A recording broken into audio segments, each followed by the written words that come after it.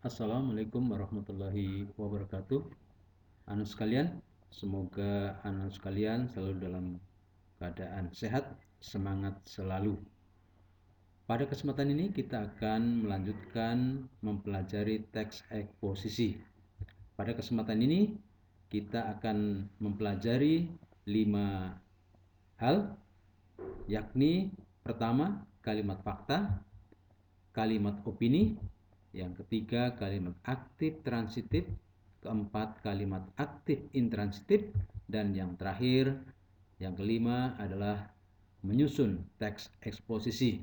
Dalam bagian ini nanti Bapak harapkan kalian bisa menyusun teks eksposisi. Membedakan kalimat fakta dan kalimat opini.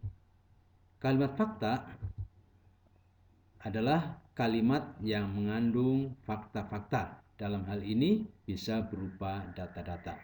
Contohnya, Kementerian Hukum dan Hak Asasi Manusia hingga tanggal 13 Mei 2013 mencatat ada 158.812 narapidana dan tahanan di Indonesia.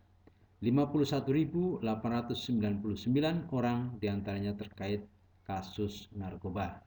Dalam hal ini, faktanya adalah tanggal 13 Mei 2013. Kemudian fakta berikutnya berupa data, yaitu 158.812 narapidana dan tahanan di Indonesia. Kemudian data berikutnya yang menyatakan fakta adalah 51.899. Sekali lagi, kalimat fakta adalah kalimat yang menunjukkan kenyataan, dan kenyataan ini diungkapkan dengan data berupa angka-angka. Selanjutnya adalah kalimat opini. Kalimat opini adalah kalimat pendapat, pendapat dari orang yang menulis atau orang yang mengatakannya.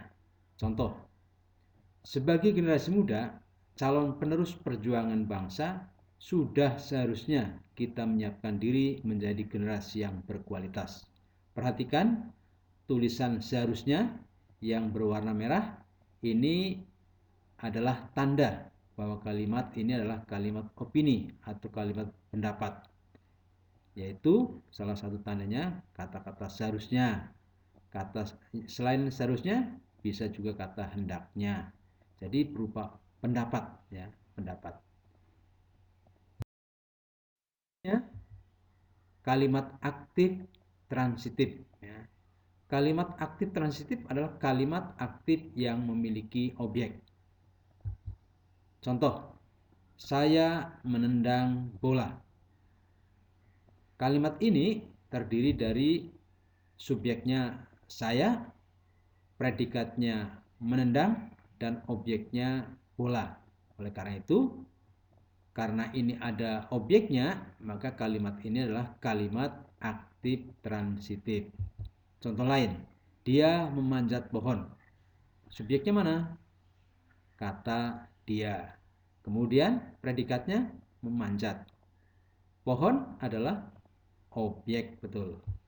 Contoh lain, kamu menggunting kertas. Kamu subjek, menggunting predikat, dan kertas adalah objek. Oleh karena itu, kalimat ini juga termasuk kalimat aktif transitif. Kalimat aktif intransitif. Kalimat aktif intransitif adalah kalimat aktif yang tidak memiliki objek. Contoh, dia tidur. Dia subjek, tidur predikat. Di sini tidak memerlukan adanya objek. Roni berenang. Roni subjek, berenang predikat. Ketiga, Andre bernyanyi lagu nostalgia. Perhatikan, lagu nostalgia, apakah itu objek? Ternyata bukan, akan tapi ini sebagai pelengkap. Karena itu, ini bukan kalimat aktif transitif, melainkan kalimat aktif intransitif karena tidak ada objek. Kemudian pertanyaannya adalah, apa beda objek dengan pelengkap? Kalau objek itu bisa dijadikan subjek, kalau pelengkap tidak bisa. Misalnya, Roni menendang bola. Roni subjek, menendang predikat, bola objek. Bisa dibalik.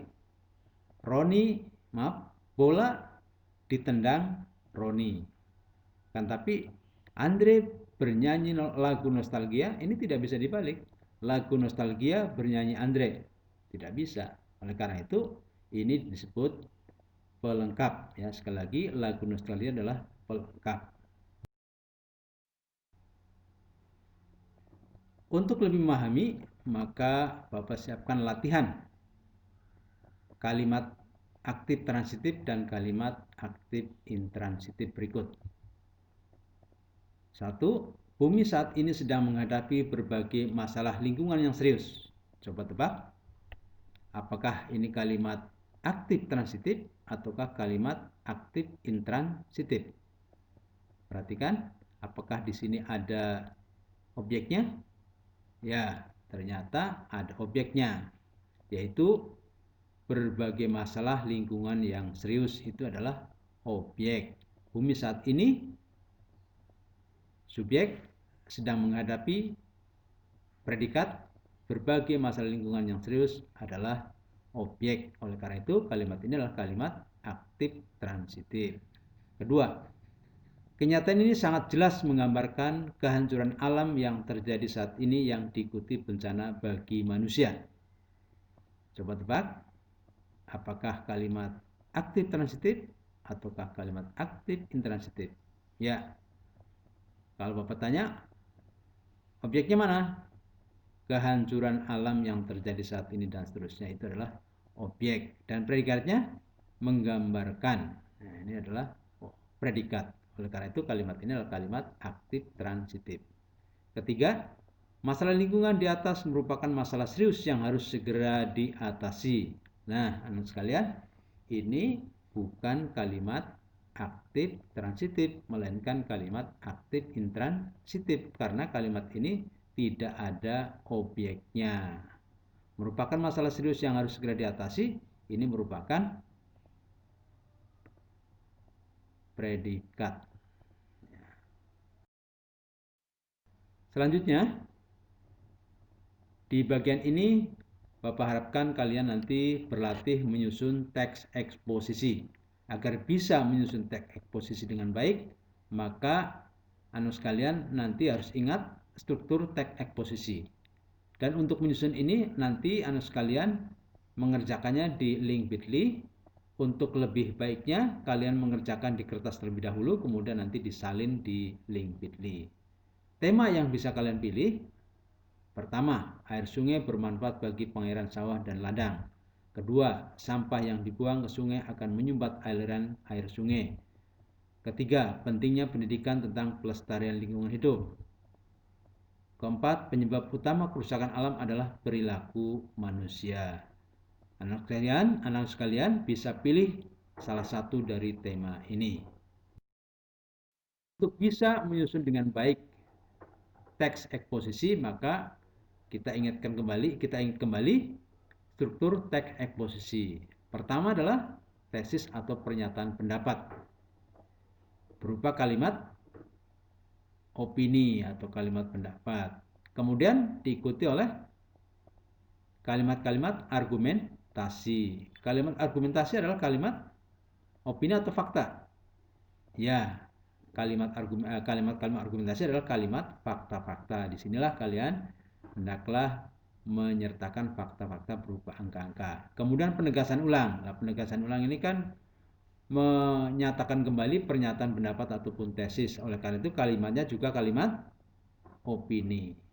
Dan terakhir adalah rekomendasi. Ini juga kalimat opini. Rekomendasi adalah saran-saran. Demikian sekalian.